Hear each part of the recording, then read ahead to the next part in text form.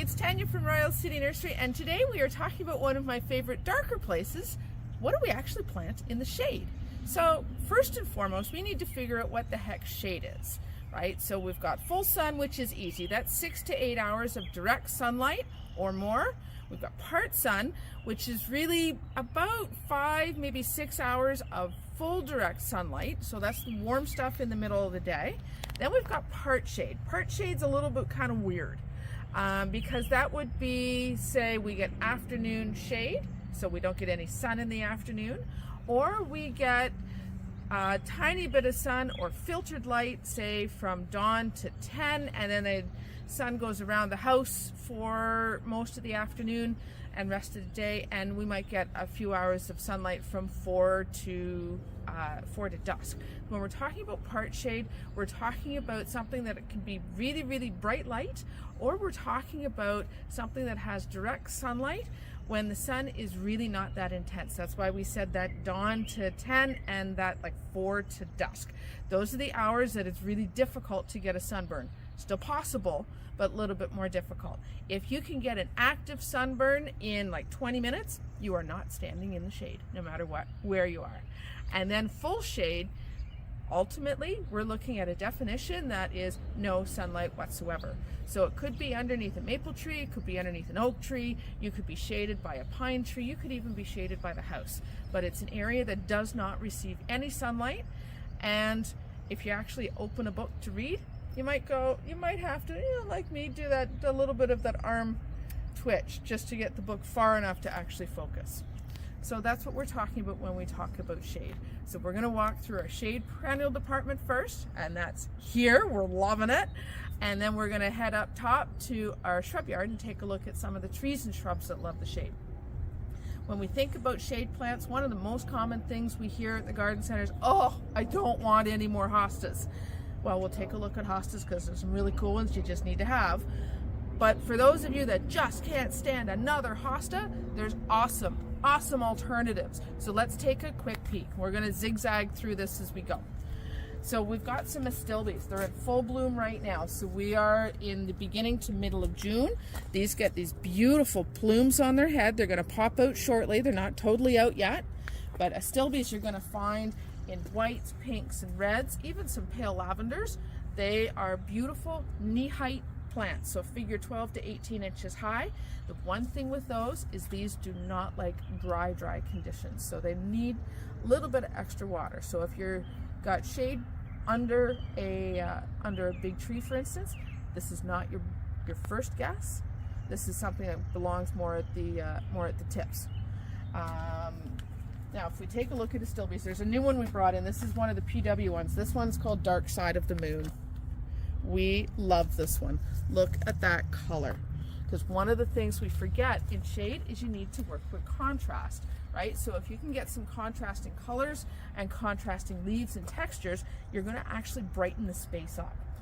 When we talk about contrast, to look at a Brunnera, or this one here, this is Siberian bug loss. This is Jack Frost. And the nice thing with there we go. The nice thing with Jack Frost is when I feel it, you can kind of hear it, right? Feels a little, sounds a little bit more corrugated because it's got a little bit of a prickle on it. And that's okay. This is in the forget-me-not family, so it gets light blue flowers. It does not spread like a forget-me-not, so it's going to stay put, which is awesome, but beautiful for contrast, right? So if we take one of these Dark Side of the Moons and we put it in with our bug loss, look at that color option, right? So it's one of the neat ways to get, again, texture and color. If we're looking for something that flowers a little bit later in the season, one of my personal favorites is the bugbanes. And bugbane, or actea, the other name for it is simicifuga. I know, say that 9 times fast. But that's going to keep that dark leaf, so like a fern. And then in July, it shoots a 5-foot tall, yeah, I know, a 5-foot tall white spike of flowers up. So in the shade, it's also really hard to get a little bit of interest going in the summertime. Simicifuga, actea, or bugbane is a really good one for that. Also summer blooming is goat's beard, and here we've got a few options. So yes, they look like the astilbes, but they're phenomenal for pollinators, which is kind of nice. And you can get a nice little dwarf one. That one there, look at how frilly that foliage is. And the dwarf is going to hit about 15 to 18 inches total. And their big boys, their big brothers, are going to hit 5 to 6 feet.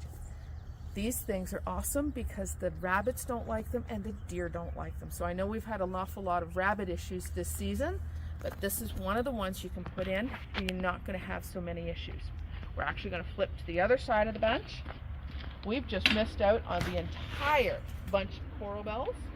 Coral bells are great, but we need more light, right? So if it's a really dark leaf, like the silver streak or the obsidians, you want to be part sun to almost part shade.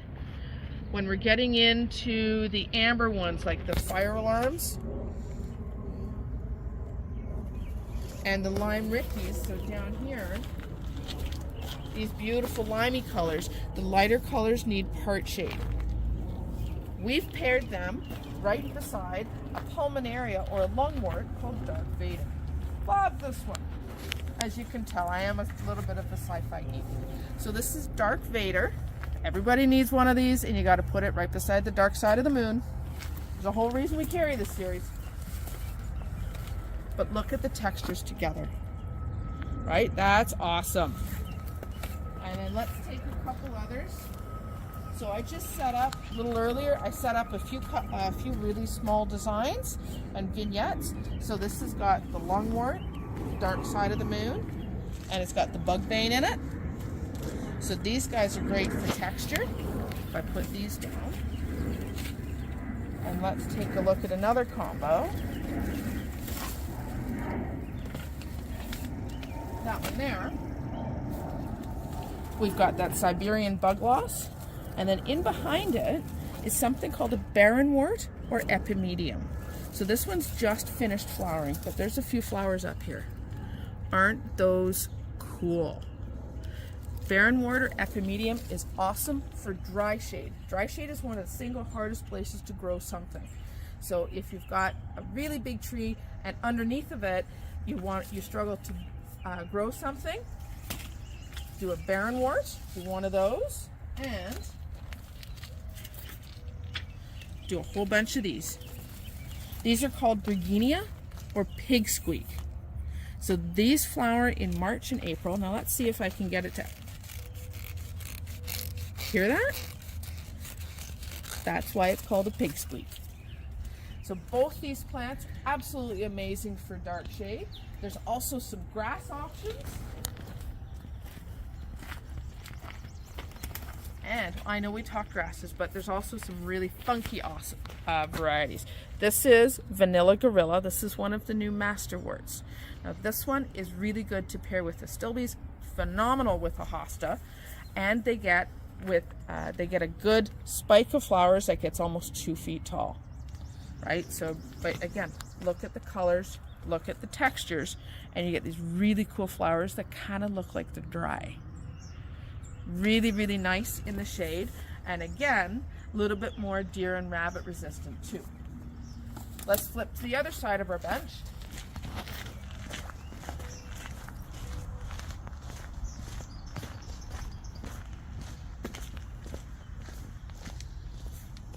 And we'll take a look at some pollinators for the shade. So some of the things that are going to work really, really well, because we can't forget our pollinators, are the tiarellas. And a tiarella, beautiful flower in June, but look at the leaf on that. You get a really, really glossy leaf. There's a couple of different colors. So this one's, sugar and spice. But look at the leaf on that, right? So we've got that dark veining in the middle of a very, very dainty flower. So again, from a shade perspective, you get color here and you get texture with those guys. Oh, hello birds. With our pollinators, please don't forget our meadow rue. And this is one called Black Stockings. It's just finishing flower right now, but it has these beautiful, very dainty purple sprays. And mine at home, this is one I have beside my pond. Mine at home's been flowering right now for almost 2.5 weeks. And 4 years old right now, it's about that high. So it's beautiful. In another couple weeks, I'm going to cut it down to the ground, and I'm not going to be nice about it because everything else around it is going to fill in, and that's okay. One of the other ones I really like for drama in the shade is this one. This is called a Japanese spinacard or an Aurelia. So these bright yellow leaves will stay limey green to bright yellow depending on how much filtered light they get, and they're also going to get big, so anywhere from 3 to 5 feet, which is kind of nice. Not to be outdone, when we think about texture in the shade, we really need to look at ferns. Right? So look at the texture on these guys. This one's a lady fern. So it's going to hit about 18 to 24 inches in height. Down here, we've got one of our natives. This is a royal fern. Love this one. Now, did you know ferns come in two kinds? You either get deciduous or evergreen. Makes total sense, right? But most of our ferns, when we look at them here right now, these are deciduous, so they're going to be up and they look beautiful for May, June, early July. And once we hit those 40-degree days, most of these are going to die down and disappear, and they'll be back next spring. That happens at our latitude. It's one of the only places in the world that happens, so it's beautiful and kind of funky.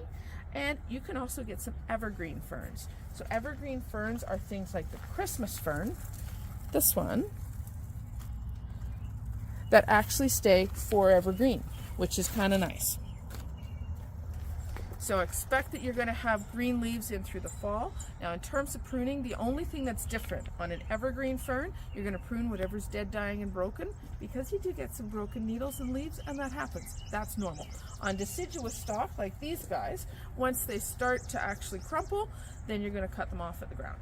So super, super simple. And keep in mind, ferns don't necessarily need a totally damp spot. They need a spot that you're not going to forget about them for moisture. Right? So beautiful, beautiful texture. I can't address shade without addressing the big elephant that's sitting to my left. And this is, right now, 35 feet of hostas. And I know you're looking at me going, oh my God, she said no hostas. No, no, no. You got shade, you need a hosta. But there's a few different kinds. Well, so let's back up the bus. Hostas love dry shade. So for those of us, again, with those big trees that struggle to get something growing, hostas will do really well. And you pair some of the beautiful large leaf of the hostas with the Bergenia and the epimedium, the barrenwort we were talking about on the other side. You get some really nice texture. You get some beautiful, beautiful flowers too. When we're thinking hostas, you get a whole bunch of different kinds. You get the miniatures, or these guys are called teacups. Look at how little cute they are. They're adorable. This one is called blue mouse ears. He's beautiful. And beside blue mouse ears, we have Lucky Mouse. Look at him. He's so cute. So miniature hostas or teacups get like 4 by 6 inches by 6 inches. So they stay tiny. Make sure you bring them to the front. Then you get your mid-sized hostas. And mid-sized hostas are things that are going to get to about knee-high and about 18 to 24 inches wide. Your world's your oyster. You got some beautiful, beautiful names in there. I pulled out a few, so come on down. And let's take a look at this. So when we talked on the other side about creating texture and drama and using light in shade. So I've just paired a few different ones together. This one is called Praying Hands. For me, needs to be in every single shade garden, because look at the shape on it. It is such a different shape hosta, right? Totally upright, and it's got just a hint of yellow.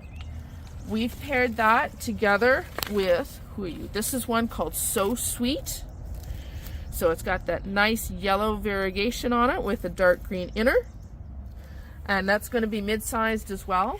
And then in the back, we've got one of the Shadowland series. This one's called Autumn Frost. And I chose this one because if you look at the new growth, we've got yellow variegation. I love, love, love the way the greens work in the middle. And then the older leaves turn to white. Right? So you get some very different colors, very different textures. This is one of the big boys. So when we look at what's called a specimen-sized hosta, we're looking at things that are going to do between mid-thigh and hip-high, so 2.5 to 3 feet high, and expect it to get 3 to 4 feet wide. Oh my gosh. The other combo I set up has got some of my favorites in it. So this is a new little one for us called Wiggles and Squiggles.